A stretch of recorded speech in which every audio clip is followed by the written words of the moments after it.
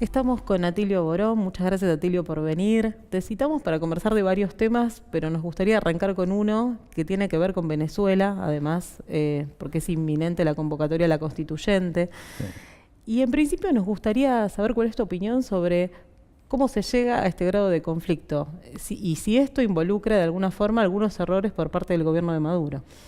Bueno, primero, gracias por la invitación. Segundo, sí, arranquemos por Venezuela, porque cuando uno mira los diarios, no solamente en la Argentina, en toda América Latina parece que el único país con problemas es Venezuela. No hay otra noticia. Va algunas cosas de Trump por ahí, ¿no es cierto? Pero aparece Venezuela, 2 páginas en La Nación o en Clarín, en el Mercurio, lo mismo, en Chile.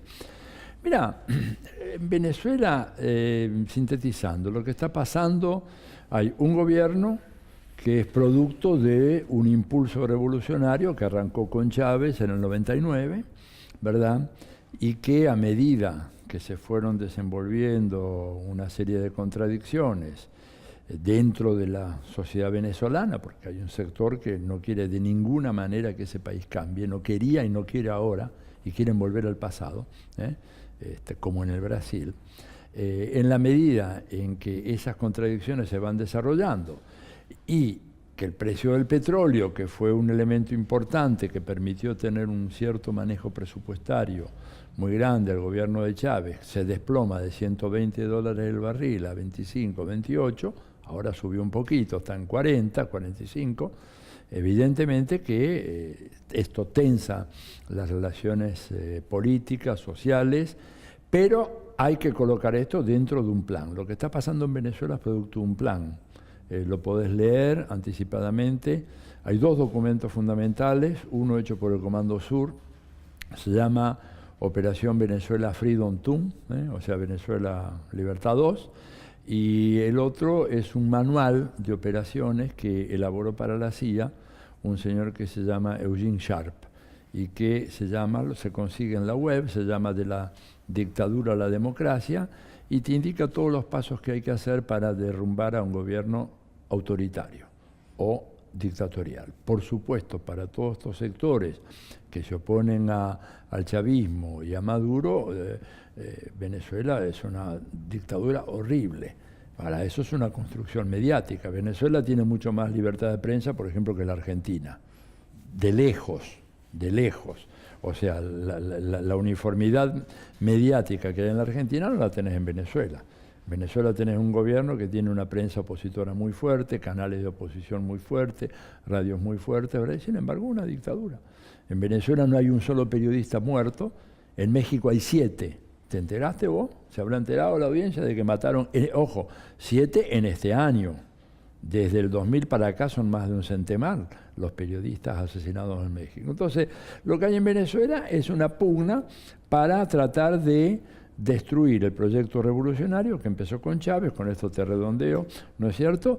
Y que tiene como motor fundamental un dato del cual tampoco se habla, y es que Venezuela tiene la más grande reserva de petróleo del planeta Tierra, más que Arabia Saudita, más que los Emiratos, y Estados Unidos la tiene a 3 días y medio de navegación con sus buques cisterna, y lo que buscan ellos es recuperar el control del petróleo venezolano. Y entonces arman todo esto a los efectos de tumbar al gobierno de Maduro y poner a los propios y recuperar el petróleo que ellos dicen que es de ellos. Cuando digo ellos, digo Estados Unidos.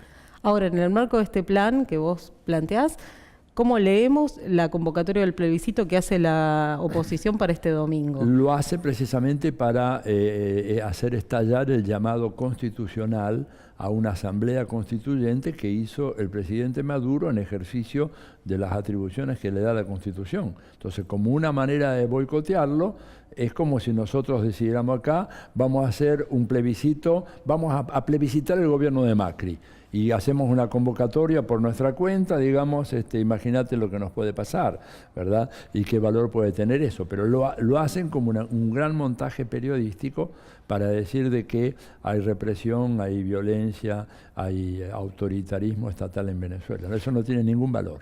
Ahora, hacia dentro del chavismo y desde la izquierda hay algunas críticas que surgen por la utilización de la fuerza de seguridad que hace el madurismo para combatir esta revuelta, por llamarlo de alguna manera, No, de la oposición. Vos, sin embargo, no creés que sea tan así. ¿Por para qué? nada, para nada. Yo creo que es al revés. Yo creo que el problema que ha habido en Venezuela se originó en la renuencia del presidente Maduro a aplicar todo el rigor de la ley en contra de gentes que empezaron a cometer destrozos primero, después a arrojar bombas incendiarias contra jardines infantiles y salas maternales en los hospitales, que después te empezaban a agarrar tipos en la calle por portación de cara, le veían cara de chavista, acá diríamos cara de choriplanero, y le tiraban un bidón de gasolina, le prendían fuego. Y el gobierno ante eso reaccionaba débilmente, a mi manera de ver, con gases lacrimógenos en contra de los revoltosos y cañones de agua, ¿verdad? Lo cual es un absurdo. En ningún país del mundo se tuvo la tolerancia ante un brote de violencia planificado, porque esto no es violencia ciega. No vayas a pensar de que esto ocurrió así nomás. Te vuelvo a repetir, lee el manual, aquel famoso de Eugene Sharp, que se llama De la dictadura a la democracia, te dice exactamente cómo se hace esto, ¿verdad?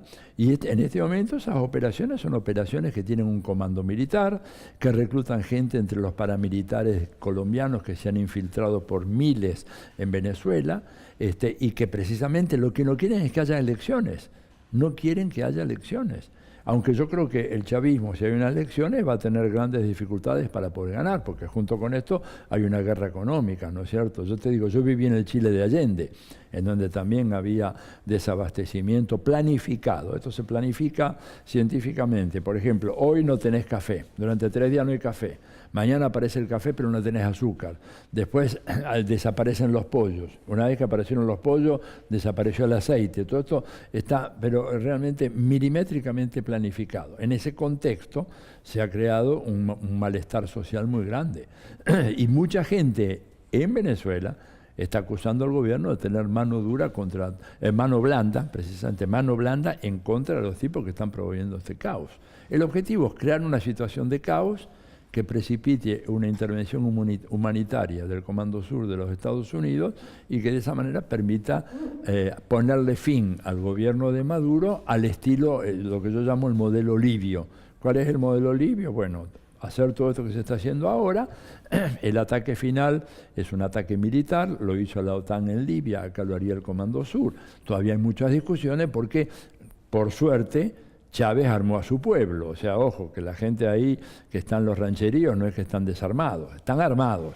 Y por eso es que no se vienen encima de Venezuela todavía.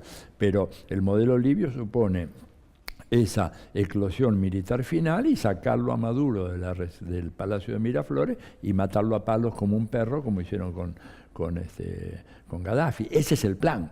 Y ese es el plan que lo saben todos. Y cuando la prensa no te lo dice, es porque están miserablemente ocultando esta realidad. Y cuando acusan a Maduro, vos imagínate, acusar a Maduro de dictador, tenés opositores que entran y salen de Venezuela sin ningún problema. Que van a hacer algo que acá, si se hiciera en la Argentina, la persona que lo hace estaría preso. Por ejemplo, ir al gobierno de Estados Unidos y al Comando Sur a decirle, vengan e invadan la Argentina.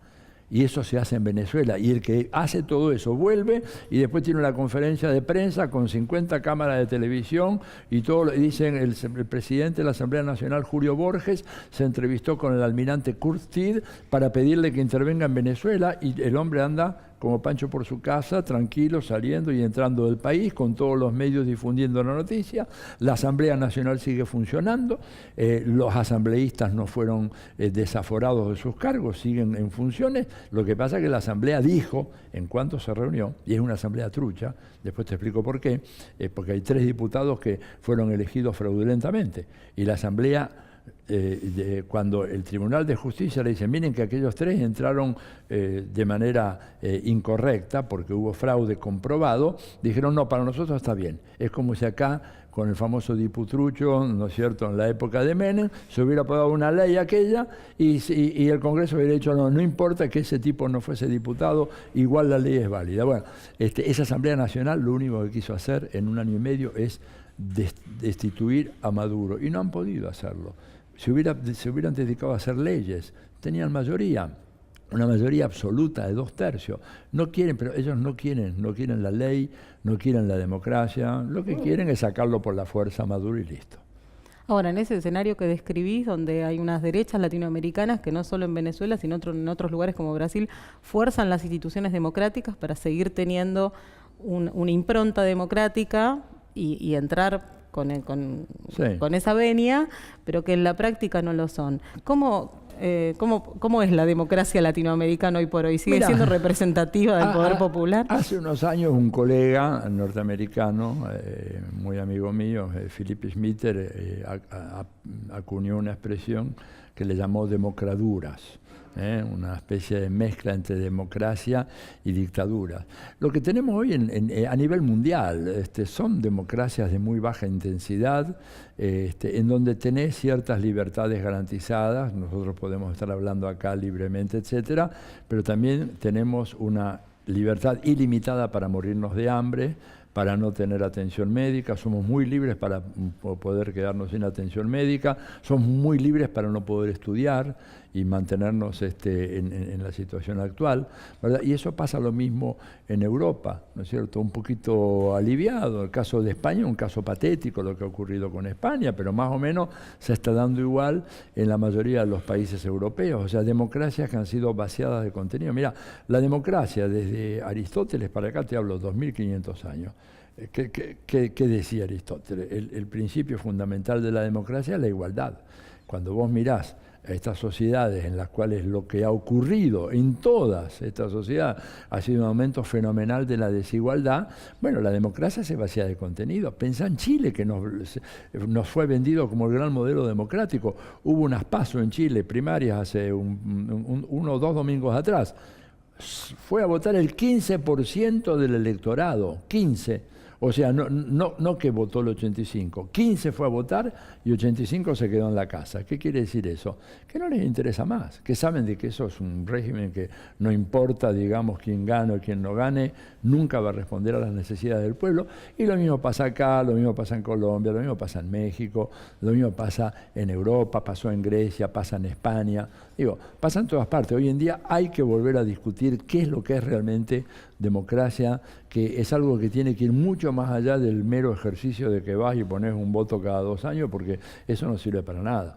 De hecho, hay una expresión que yo uso mucho y que a veces sintetiza bien esto: las democracias fueron secuestradas por los mercados en un mundo en donde hay 8 individuos, 8 personas, no empresas, 8 personas, no creo que ninguna esté acá entre nosotros, que disponen esos 8 la riqueza igual a la mitad de la población mundial. En un mundo como ese, la palabra democracia no tiene ningún sentido.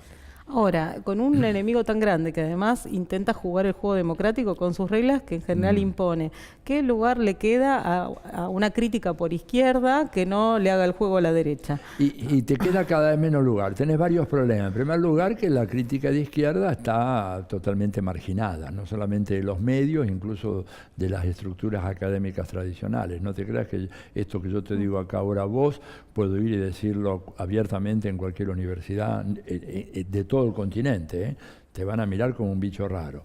Y después está el elemento muy importante de confusión ideológica que ha sido muy bien pensado por la derecha.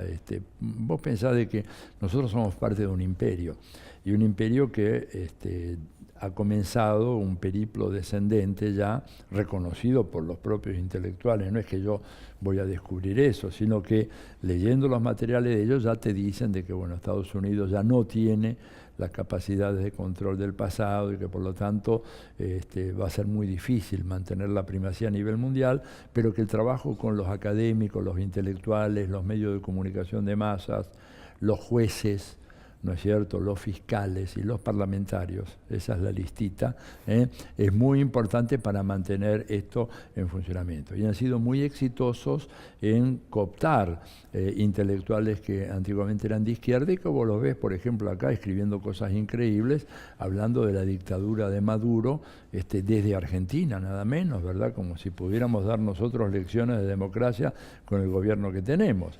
Pero bueno, es una lucha que tenemos que dar. Frei Beto acuñó una expresión que yo hago mía, que es la necesidad de una realfabetización política de América Latina, ¿verdad? Porque nos han desalfabetizado, nos han embrutecido los grandes medios de comunicación, la televisión, la radio, la gran prensa, y vos lo ves como ha habido una caída fenomenal en lo poco que queda del debate político en la Argentina, digamos, o en cualquier país de América Latina. Tenemos que reaccionar ante eso. Vamos a reaccionar, pero nos va a costar mucho, ¿no es cierto? Pero se acercan tiempos muy tumultuosos en toda la región, muy tumultuosos. Vos lo mencionaste a Frei Beto y hace poquito diste una charla con él en INPA donde arriesgaste un pronóstico más optimista que algunos otros y hablaste de que los procesos progresistas en Latinoamérica están en un momento de meseta y no de fin de ciclo. ¿Qué elementos tenés para No, pensar y sigo bien? sosteniendo eso. Yo creo que, un poco la fórmula aquella gramsciana, ¿no es cierto? Pesimismo de la inteligencia, optimismo de la voluntad. Yo reacciono ante todo un cúmulo de intelectuales, periodistas, políticos que dicen se ha llegado ya al fin de ciclo. No, eso es una manera de convencernos de que no luchemos más, de que bajemos los brazos. Y yo un poco planteaba, bueno, evidentemente que nos hemos amesetado, que el impulso inicial se ha adormecido, no cabe ninguna duda de eso, que estamos con problemas muy fuertes, que Estados Unidos se nos vino encima, a recuperar lo que ellos consideran que es propio, controlar su patio trasero. Pero bueno, ahí lo tenés a Evo, ahí lo tenés a Sánchez Serén en El Salvador, lo tenés a Daniel Ortega en Nicaragua, se ganan las elecciones muy difíciles, pero se ganaron las elecciones en Ecuador, ¿no es cierto? Y después tuvieron que armar una gavilla, como decía Frei Beto, una gavilla de bandidos en Brasil, corruptos hasta la médula, que la mayoría ya están todos presos, los que acusaron a Dilma, para dar un golpe de Estado blando, llamado blando, lo cual quiere decir que no confían en que puedan apelar a la voluntad popular para seguir. O sea, yo estaría preocupado por un fin de ciclo progresista si viera que hay una corrida hacia la derecha de los electorados de América Latina, pero no lo hay. Inclusive la Argentina, realmente acá se perdió, más producto de la incompetencia en la planificación de la campaña política que por otras razones.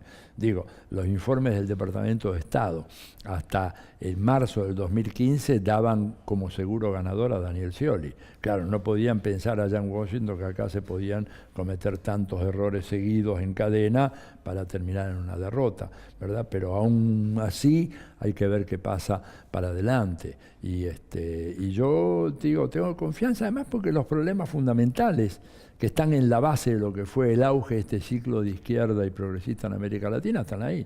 Tenemos sociedades muy desiguales. Vos pensás Brasil, por ejemplo, ahora. La legislación que pasaron hace un par de días en Brasil.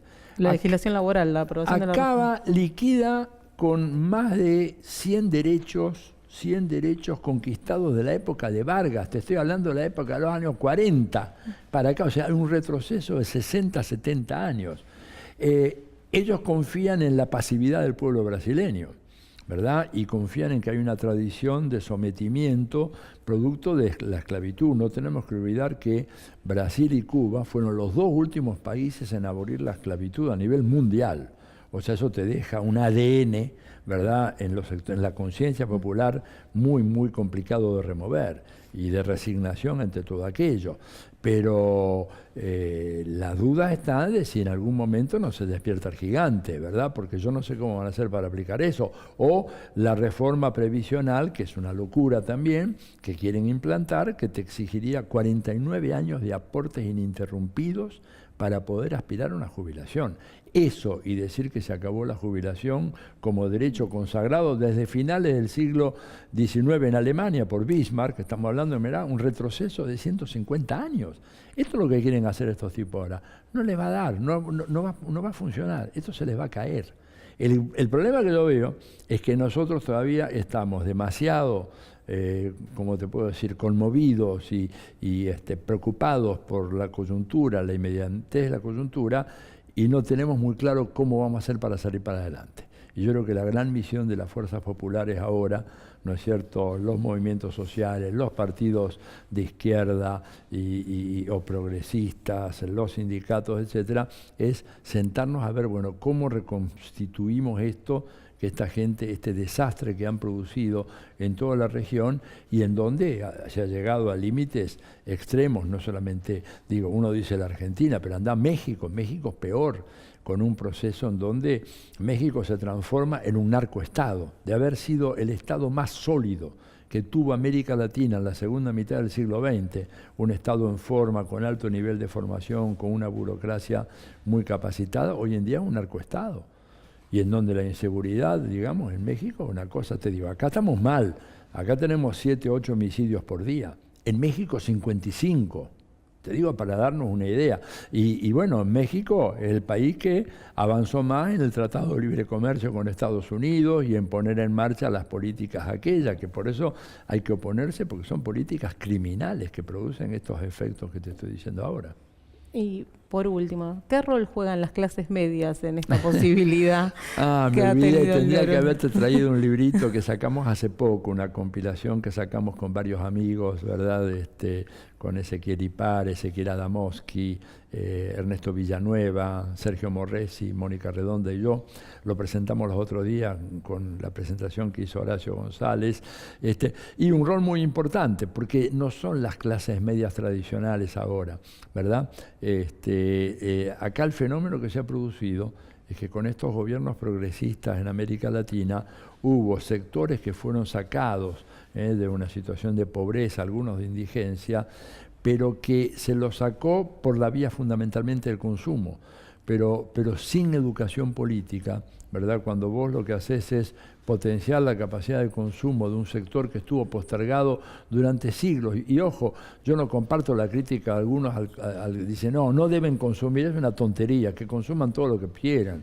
Y además no le voy a ser yo quien le diga qué tenés que consumir o no, pero también tenés que educarlo políticamente para que ese sector que accede a niveles mayores de consumo ahora sepa que eso ha sido posible por un cambio político, por una coalición política que tiene determinada orientación y que eso, si eso se cae, se vuelve al pasado. Acá en la Argentina pensaban de que lo que había ocurrido en los años del kirchnerismo eran conquistas irreversibles y yo ante esto llamaba la atención y les dije, miren, si se derrumbó la Revolución Rusa y se demostró que ni siquiera allá había condiciones de irreversibilidad, los avances que hemos tenido acá también pueden ser revertidos. Y bueno, no me creían, ahora está todo el mundo convencido de que sí, claro que se pueden revertir. Si esto depende de la correlación de fuerzas, depende de cómo te organizás, depende de la unidad de las fuerzas que se oponen, ¿verdad? Desgraciadamente el campo popular está profundamente desunido y toda la actitud de la derecha es profundizar